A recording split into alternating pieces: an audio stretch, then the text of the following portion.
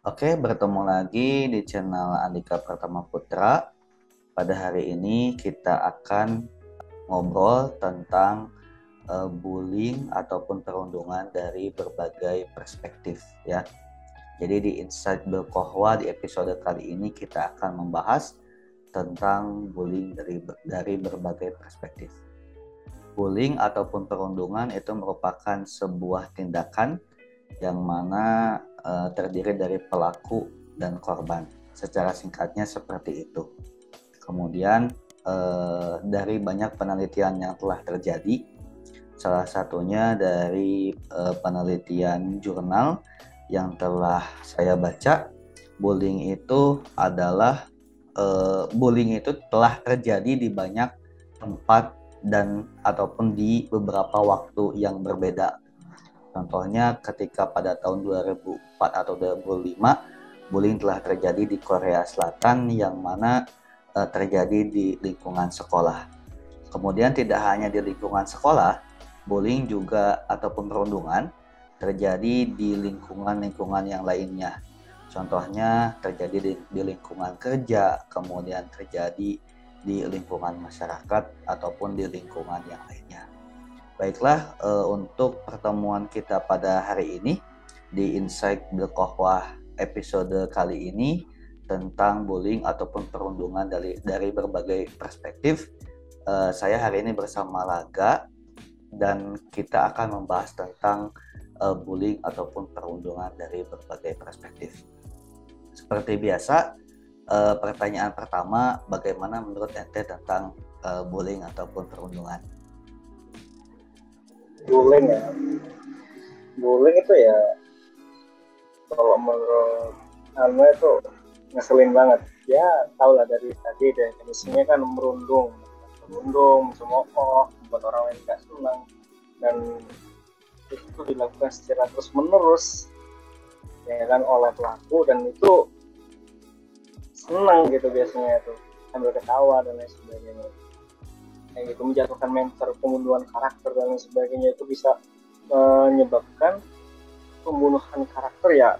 Paling jauh, paling parahnya itu bisa sampai bunuh diri kayak gitu. Itu kalau menurut aneh jauh banget dari kemanusiaan lah kalau misalnya itu paling parahnya, kalau itu kayak gitu Ya. Iya, terus kemudian sebenarnya untuk bullying itu sendiri tuh udah di taraf yang benar-benar parah kan. Jadi nggak semata-mata cuma bercanda, tetapi lebih parah dari itu. Jadi lebih parah dari bercanda gitu. Jadi apa namanya bisa bisa bisa menyebabkan salah satu dirugikan gitu kan. Jadi tolak ukurnya kan sebenarnya seperti itu kan ya. Jadi sebenarnya kalau misalkan hanya bercanda itu sebenarnya tidak masalah gitu kan. Jadi bercanda yang ya wajar lah gitu kan, itu tidak bermasalah. Tetapi kalau sudah berlebihan kan itu yang bermasalah gitu ya. Bullying itu tuh ada beberapa macamnya ya. Yang pertama kan bullying fisik gitu ya.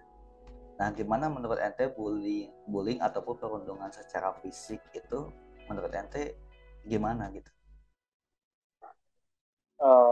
Bullying secara fisik itu kayak mukul gitu kan, mukul dan kayak keroyokan dan lain sebagainya, itu kan kalau menurut Ana ya parah banget. Itu lebih dari efeknya itu kelihatan gitu, kelihatan banget, langsung memar. Dan kayak kemarin kejadian yang baru-baru ini sampai koma gitu kan, nggak bangun-bangun. Ya. itu itu kan bullying secara fisiknya udah emang pasti kan. Jadi fisiknya emang udah apa ya, maksudnya itu udah yang sampai koma itu dia udah emang masuk kepada kategori bully secara kekerasan secara fisik kan. Nah kemudian ada juga bullying secara verbal kan. Ini juga sebenarnya apa ya, jadi ngomong langsung gitu ya secara verbal. Nah menurut ente gimana? Ya verbal itu berarti kan dengan ngomong ya. Hmm. Biasanya tuh tetangga ke anak tetangga, habis itu temen sekelas ke teman sekelas lainnya gitu kan. Ya itu kalau dibilang kadang-kadang ya gak friendly ya kan. Biasanya itu buat ya gitu lah, buat mencairkan suasana, tapi ya bukan yang sampai orang sakit hati dan Oh lain iya, sebagainya ya. iya ya. Ya emang banyak terjadi sih ya bullying secara verbal gitu ya. Entah itu di lingkungan di lingkungan pertemanan ataupun di lingkungan sekolah ataupun di lingkungan yang lainnya. Kemudian kita selanjutnya bagaimana? Ya maksudnya kalau misalnya itu kadang-kadang itu perlu gitu kan buat mencairkan suasana, tapi bukan sampai merendahkan orang lain. Iya. Yang penting yang satu jangan sampai terluka lah gitu ya, sakit hati ya. Iya. Nah kemudian ada juga yang ketiga yaitu bully bully relasional ya. Jadi ataupun perundungan relasional ini adalah perundungan yang mana dia ciri khasnya itu susah untuk terdeteksi karena sistematis gitu ya. Jadi bully secara relasional itu dia si korbannya ya ataupun victim namanya itu dia jadi kayak hak-haknya untuk berbicara dibatasi, kemudian untuk mendapatkan pendidikan itu teman-temannya dibatasi sehingga dia dirugikan gitu ya. Nah, menurut ente ini gimana nih yang ketiga bully relasional ini? Ini salah satu bully yang parah ya. Mungkin kalau misalnya dari secara fisikal itu parah, soalnya dengan tempatnya secara langsung. Kalau ini itu benar-benar membunuh karakter seseorang ya kan, mulai dari hak dia buat bersuara, hak dia untuk membentuk segala sesuatunya, kepemilikan dia dan lain sebagainya. Saya kayak orang kecil lah biasanya kan, dari kekuasaan. Ketika kita punya hak misalnya ini tanah kita misalnya. Ternyata orang yang di luar itu nggak punya apa-apa, tapi dia punya uang banyak, hakim disewa dan sebagainya.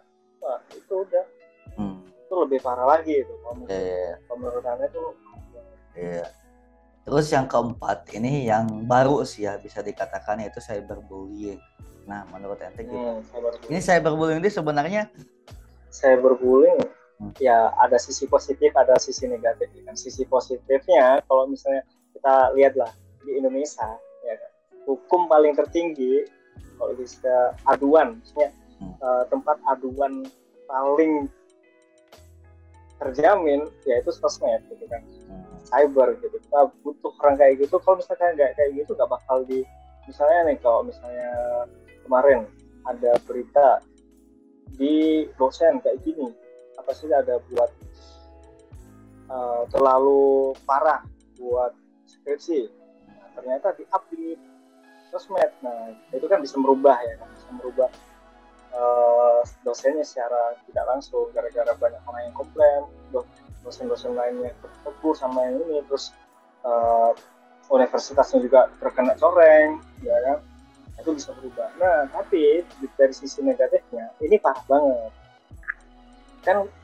Kalau misalnya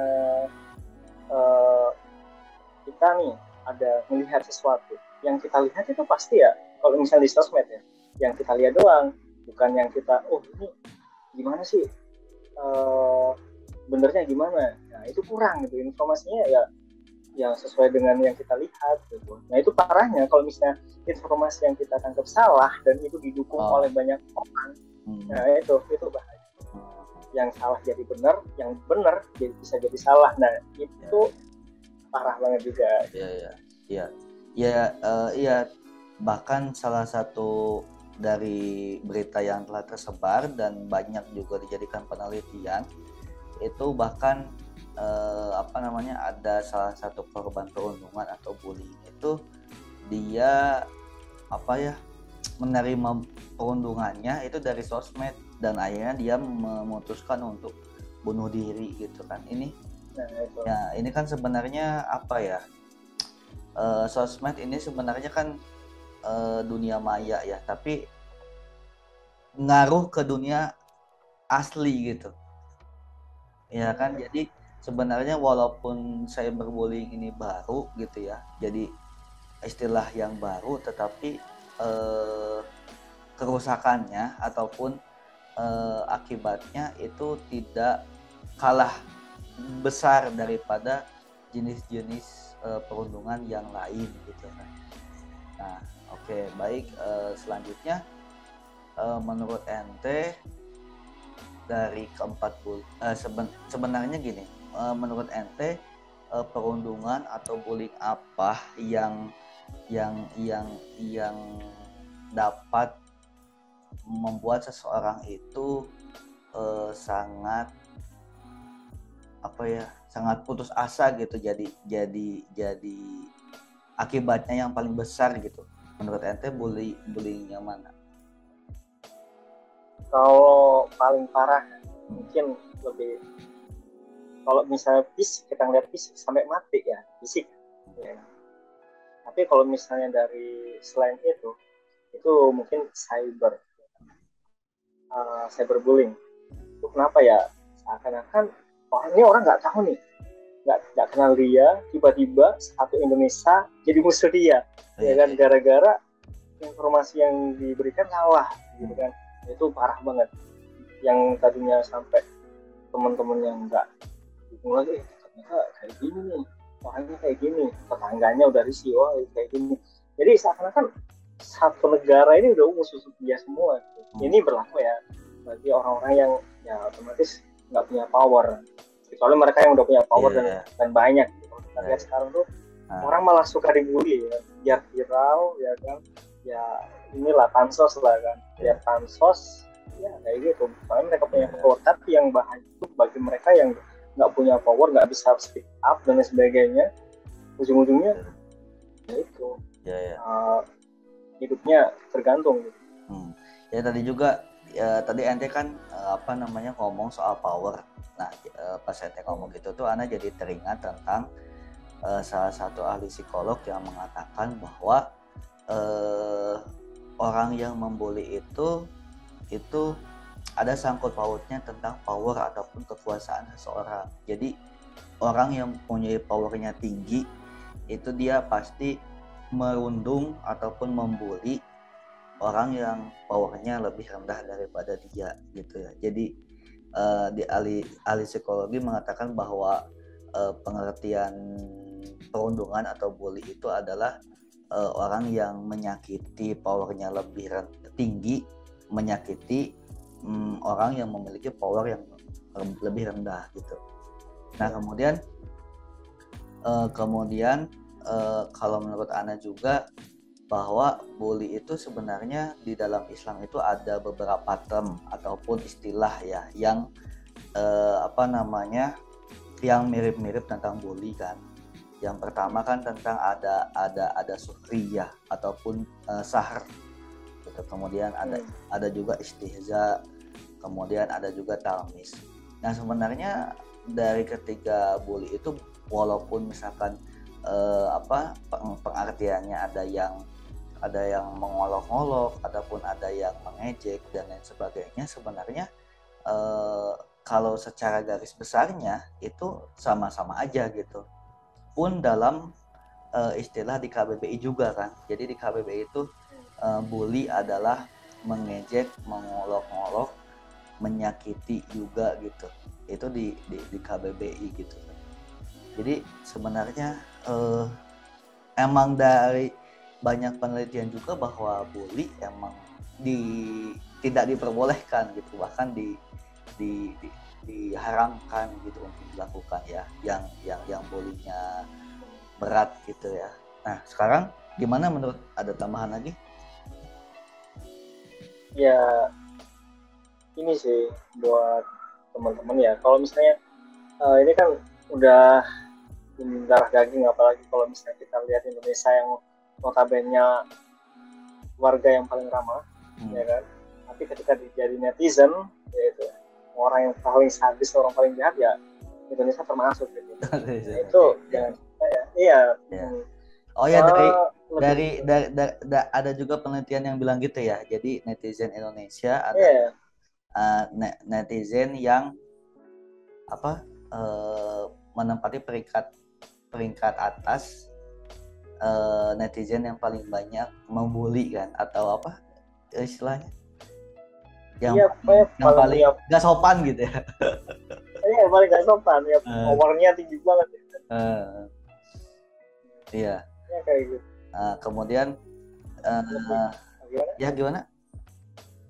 Ya maksudnya lebih apa ya, lebih mengendalikan diri, apalagi ya istilah apa ya, self control lah. Setiap hari kita ngomong self control kayak gitu. Lebih ke pencegahan, kita lebih, orang tuanya lebih peduli sama anaknya ini sama siapa, gitu kan, pergaulannya sama siapa, kita harus milih teman ya pinter-pinter mengolah diri lah biar nggak terlalu bebas dalam pergaulan. Iya. Gitu.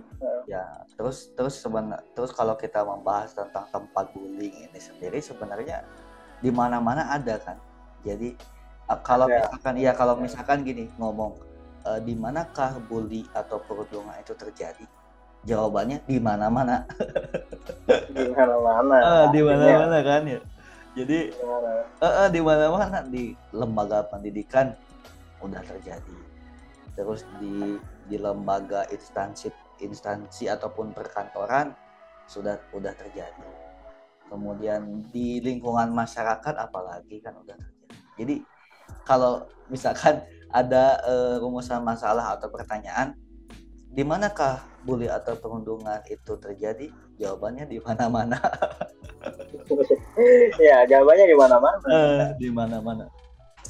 Nah, terus ini bagaimana cara mengatasi perundungan menurut Anda?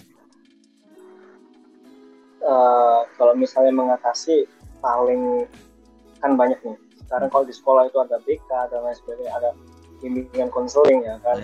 Habis itu kalau di perusahaan itu ada AHRD buat melayani apa sebenarnya, mengkondisikan pegawai dan sebagainya. Nah itu bagus ya kan, bagus. Tapi yang paling bagus menurut kami itu lebih ke pencegahan. Gimana sih cara pencegahan? Itu dilakukan sejak dini gitu kan. Kita diajarkan orang tua tidak bertindak kekerasan kepada anaknya. Terus itu cara berbicara diajarkan yang sopan seperti itu. Habis itu diajarkan untuk memilih teman yang bagaimana yang baik. Habis itu lebih ke self control biar anak ini bisa memfilter antara kebaikan dan tidak, ya kan, bisa membedakan ini ternyata ini baik dan buruk. Dan salah satu yang paling gede yaitu ya agama, ya kan, salah satunya. Kalau misalnya kita lihat dari negara-negara Eropa, kita tahu negara Eropa itu kan maju banget ya dari secara budaya mungkin mereka tinggal nggak pakai baju dan sebagainya. Mulai dari kemajuan teknologi dan sebagainya, mereka tuh maju. Tapi pembulian itu kebanyakan terjadi di Eropa, di negara-negara maju. Nah itu mungkin salah satunya bukan kurang ada pengendalian emosi atau spiritual. Ya spiritual kayak gitu. Itu kalau di Indonesia alhamdulillah ada agama ya kan. Artinya itu, artinya spiritual juga mempengaruhi seseorang gitu kan. Mempengaruhi banget. Dan ya itulah yang dari orang tua, habis itu pendidikan secara mental, lingkungan dan agama itu menurut Anda lebih berdampak buat solusi daripada ketika udah kejadian dipanggil, anaknya dibully nih, anaknya ada pembulian dipanggil. Nah itu ya besok ngelakuin lagi gitu kan. Kecuali yang dibenerin secara mentalnya dari bibitnya.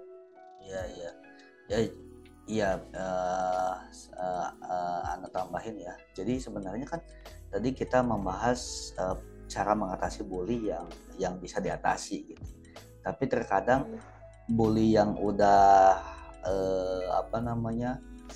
istilahnya menempel gitu ya, pembulian atau perundungan yang udah sistematis, kalau misalkan si korban itu tidak bisa mengatasi, nah itu kan sebenarnya kita pada akhirnya kita hanya bisa memberikan saran untuk si korban berdoa lebih banyak gitu kan, berdoa lebih banyak, kemudian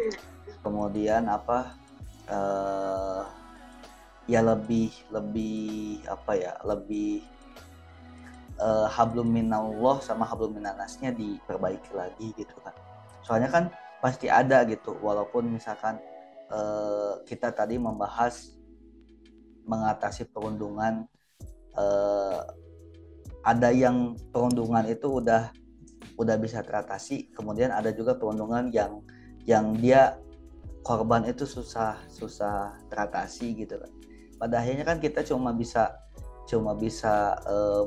menyarankan berdoa supaya si korban ini berada di posisi yang mana dia dibantu sama Allah gitu, dibantu sama Tuhan gitu kan. Jadi soalnya kan kita nggak tahu bagaimana di balik layarnya gitu, di balik layarnya tindakan perundungan ini kan, bahkan ada yang sampai meninggal dan sebagainya kan gitu. Terus apalagi ada tambahan? Tadi kan ada tadi kan Anda bilang masalah pencegahan ya, tapi kalau misalnya udah terjadi gimana gitu. Nah ini ada salah satu ya kita pandang bagus ya. Itu bentar. Tadi menurut Ana tuh tadi cara mencegah dan cara mengatasi ya ini. Menurut Ana yang tadi ngomong ya. Nah, sekarang ente gimana? Cara yang tadi itu cara mengatasi ya. Kan tadi kan secara spiritual dan sebagainya, secara sebelum terjadi. Nah, kalau misalnya sudah terjadi, gimana sih? Tahu orang-orang ini udah memasuki fase atau kecanduan edik gitu, dalam pembulian itu kita harus gimana ya, meningkatkan kinerja pemerintah atau instansi-instansi yang lain agar lebih menekankan, kayak polisi ya kan. Polisi ya sesuai dengan jalurnya, misalnya kalau misalnya di masyarakat ada sistem yang lebih tinggi kan, di polisi ini oknum ya, mungkin oknum itu kalau salah dan benar itu dia di barometernya itu ya jabatan orang tuanya, jabatan dianya dan lain sebagainya. Itu kan salah satu bentuk bully secara ya itu tadi relasi ya kan kayak gitu kan juga parah banget. Kalau misalnya di Indonesia belum ya hukum nggak boleh kayak gini, nggak boleh kayak gini, dendanya berat, orang otomatis lebih kayak gini. Iya. Artinya menerapkan hukum yang lebih tebal lagi gitu ya. Tapi yang lebih tebal lagi. Ada penekanan lagi. Bukan cuma formalitas ya kan, ada itu banyak instansi dan sebagainya itu ya sebuah formalitas doang gitu, tapi nggak secara kayak gimana ya fungsinya gitu kan, nggak secara sesuai dengan fungsinya kayak gitu. Iya ya. Ada lagi?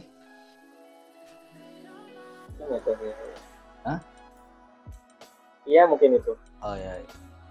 Ya. Pertanyaan yang terakhir, apa nasihat ataupun ya pesanlah dari ente untuk para pelaku ataupun korban perundungan yang bisa ente sampaikan, silakan. Untuk teman-teman pelaku ini, sebelum kalian bertindak, please kalian pikirin dulu seberapa besar sih sampai kalian bisa melakukan seperti itu, dan konsekuensinya nanti itu lebih dipikirkan. Apakah itu berdampak sama orang lain, berdampak sama orang tua kalian, berdampak sama masa depan kalian, lebih parahnya kayak gitu ya. Itu lebih dipikirkan lagi. Untuk yang victim ya, sebagai korban itu lebih kalian kalau misalnya benar-benar gak kuat, itu cari orang yang benar-benar percaya, konsultasikan, jangan sampai kalian pendam sendiri. Nanti kalau misalnya belum jatuhnya takutnya kenapa-napa. Ya, baik, kalau dari saya paling untuk pelaku dan korban bullying itu harus lebih, untuk pelaku pertama, untuk pelaku ya tobatlah kalian gitu. Tobatlah Iya, kalian mau gitu. ngapain ya? Gitu, ngapain ngebully Jagoan, orang gitu so kan. jagoan. So jagoan. Jadi jagoannya seseorang itu tidak dilihat dari dia bisa membuli atau menyakiti orang lain. Justru dilihat dari entah itu skillnya, entah itu ilmunya, entah itu attitude-nya kepada orang lain kan, dan lain sebagainya kayak gitu. Jadi nggak ada yang bagus-bagusnya lah dari perundungan atau bully itu. Kemudian buat korban, kalau dari Ana tuh bahwa ya alhamdulillah kalau kamu bisa mengatasi. Tetapi ketika kamu belum bisa mengatasi, ya bersabarlah gitu. Insya Allah cobaan ini pada akhirnya akan berakhir. Dan yang pada akhirnya in the end masih merasakan perundungan dari orang lain, ya perbaiki juga tentang hubungan kamu terhadap Tuhan kamu gitu. Entah kamu terhadap Tuhan kamu ataupun kamu terhadap sesama manusia gitu ya, entah itu tetangga, keluarga dan lain sebagainya gitu. Soalnya pasti kan kalau kita berbicara perundungan itu ada 3 tahap. Yang pertama tahap bisa selesai, tahap tetap berjalan, dan in the end tahap yang susah keluar gitu. Nah itu. Jadi ya bersabarlah gitu, perbaiki hubungan kamu dengan Tuhan juga. Itu sih dari saya. Ya, baik. Udah ada lagi? Ya baik. Alhamdulillah pada hari ini kita telah melakukan obrolan pada malam ini. Insight Berkohwah pada malam ini kita ngobrol tentang bullying ataupun perundungan dari berbagai perspektif. Terima kasih kepada viewers ataupun subscriber yang telah menonton. Jangan lupa like, comment, dan share. Subscribe juga channel YouTube kami. Terima kasih. Assalamualaikum warahmatullahi wabarakatuh.